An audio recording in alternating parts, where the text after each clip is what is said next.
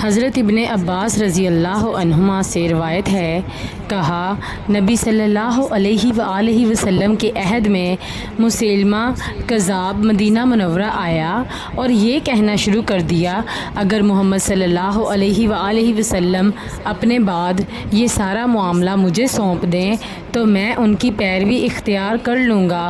وہ اپنی قوم کے بہت سارے لوگوں کے ساتھ مدینہ آیا تھا۔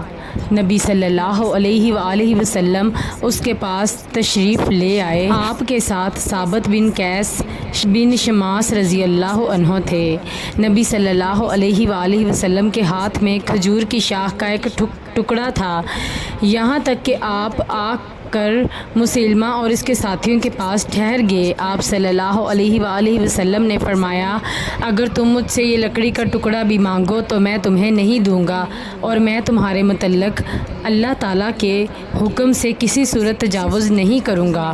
اگر تو میری اطاعت سے منہ موڑ گیا تو اللہ تعالیٰ تجھے بے بس کر کے قتل کر دے گا، اور تمہارے بارے میں مجھے خواب میں جو کچھ دکھایا گیا میں تمہیں وہی سمجھتا ہوں۔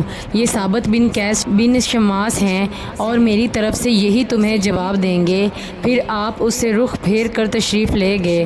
حضرت ابن عباس رضی اللہ عنہما نے کہا، میں نے نبی صلی اللہ علیہ وآلہ وسلم کے قول اور تمہارے بارے میں مجھے خواب میں جو کچھ دکھایا گیا میں تمہیں وہی سمجھتا ہوں کے بارے میں دریافت کیا تو حضرت ابو ہریرہ رضی اللہ عنہ نے مجھے بتایا کہ رسول اللہ صلی اللہ علیہ وآلہ وسلم نے فرمایا، ایک بار جب میں سو رہا تھا تو میں نے اپنے ہاتھوں میں سونے کے 2 کنگن دیکھے۔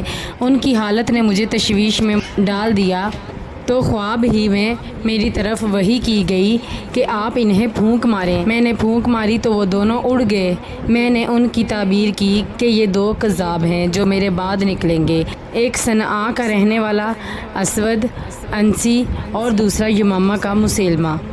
صحیح بخاری حدیث نمبر 5935۔